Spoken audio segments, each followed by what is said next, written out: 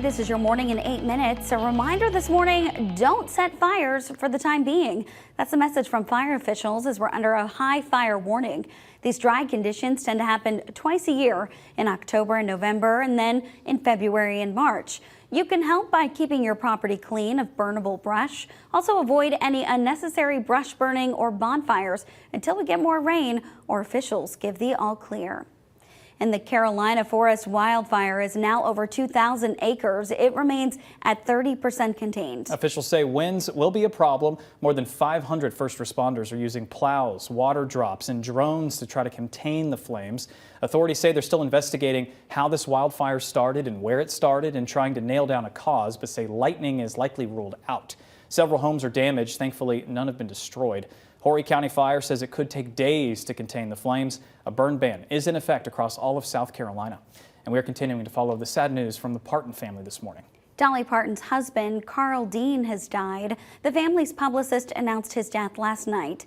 Dolly and Carl were married for nearly 60 years. On her first day in Nashville, she met Carl outside the Wishy Washy laundromat. She was just 18. Parton and Dean kept strict privacy around their relationship for decades, so much so these are the only pictures Dollywood has of the couple. And Dolly says, quote, "Carl and I spent many wonderful years together. Words can't do justice to the love we shared for more than 60 years. Thank you for your prayers and sympathy." Carl will be laid to rest in a private ceremony for only immediate family. He was 82 years old. Well, tonight, President Donald Trump is set to give his first speech before a joint gathering of Congress since taking office for a second time. On social media, the president said it would be a big night that he will, quote, "tell it like it is." White House officials have teased that the president will discuss several topics, including the economy, immigration, and Ukraine. President Trump's domestic agenda is expected to be front and center tonight, including stepped up immigration enforcement and wide-sweeping efforts to shrink the size of the federal government. And this morning, the long-talked-about tariffs on some of the U.S.'s closest allies are now in effect. The 25% tariffs impact imports from Mexico and Canada, along with a doubling of taxes on Chinese goods to 20%. The three countries make up the United States' top three trade partners. Economists warn the price of everything from food to lumber to new cars could go up. One recent study estimates the new cost of the tariffs could cost the average U.S. family more than $1,200 a year. President Trump claims tariffs will help the economy. All three countries say they're implementing retaliatory tariffs. And it's a big day for celebrations down in New Orleans. Mardi Gras officially starts this morning. Yeah, and for the first time in history, Fat Tuesday has the same federal security designation as the Super Bowl. After the New Year's Eve attack on Bourbon Street that killed 14 people, the city is operating at the highest special event assignment rating the federal government can give. It's the first time in the nearly 200 years of Mardi Gras in New Orleans for the city to see this level of support. And if you're looking for a job in Blount County, there is only one place you need to be today. A massive job fair is getting ready to start at 10 o'clock this morning. It'll go until 1 o'clock at the Foothills Mall in Maryville. More than 70 companies are going to be there, including Smith & Wesson, Denso, and Pilot. The American Job Center will also be there to help you write your resume and cover letter.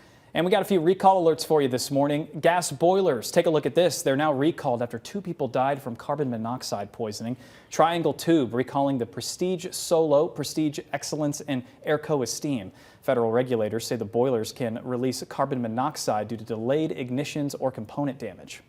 And some car seats are now recalled because the harness straps can break. Columbus Trading Partners is recalling most of its Aton G line, among other seats.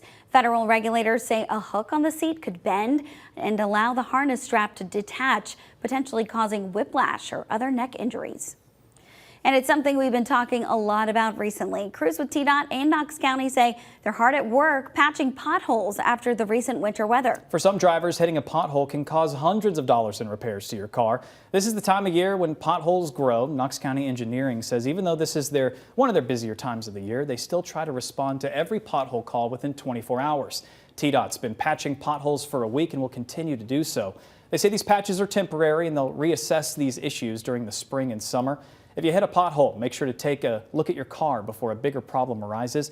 And if you have a pothole that needs patched, you can find out how to do so inside your WVLT News app. And with that, we do want to send things over to Olivia Calfee in your First Alert Traffic. How are things moving out there, Olivia? Yeah, guys, definitely some good news. And shout out to TDOT and all those other crews for all of their hard work on those potholes. I know they are so frustrating, but they'll get it all fixed as quick as they can. But as you can see, these east and westbound lanes on I-40 look good right now. Here's another look. I-75 at Merchant Drive. Let's start to see a few slowdowns in those southbound lanes this morning, but overall traffic is still moving. And here's another look closer to the downtown area at Hall of Fame Drive. I-40 right now, no issues. We're used to seeing some of those slowdowns pick up in the westbound lanes, but so far they're looking good out there right now. 5 minutes to 7, and we are starting off here with a warning. Literally, you heard the old saying, red sky in the morning, take warning. That's exactly what we're seeing light up the sky across our area. The layers of clouds that move in ahead of a front literally give us that very colorful sunrise. So in this case, we do have a good cold front on the way, lighting up that sky across our area. Winds in the mountains actually would make places like Ober warmer than downhill. That's why it's 41 Wartburg and Madisonville, even 48 Jamestown. Meanwhile, 33 La Follette and 36 Knoxville to Tazewell. Again, downhill, colder for now. We'll take those winds and we'll fill it in across the board. We'll keep the clouds stirring around today, but spread out those winds. It'll be 48 at 10, jumping to 61 at noon, and a high today in the upper 60s when those gusts jump to 30 to 45 miles per hour. Again, a wind advisory now includes everyone in our area. Notice that's from 1 p.m. today until 1 p.m. tomorrow. There's also the high wind warning in the Smokies for gusts up to 70 miles per hour. That's also where there's a red flag warning, meaning a high wildfire risk. So a lot of changes literally blowing into town with this approaching cold front. So I'm tracking the timing of the gusty downpours and storms to some wintry showers for you coming up at 7 on the CW. You still got it all. A lot you're tracking, Heather. Oh, yeah. Thank you very much. Make sure you have that First Alert weather app in the palm of your hand. That'll do it for us here on the WVLT at 6. See you on WBXX.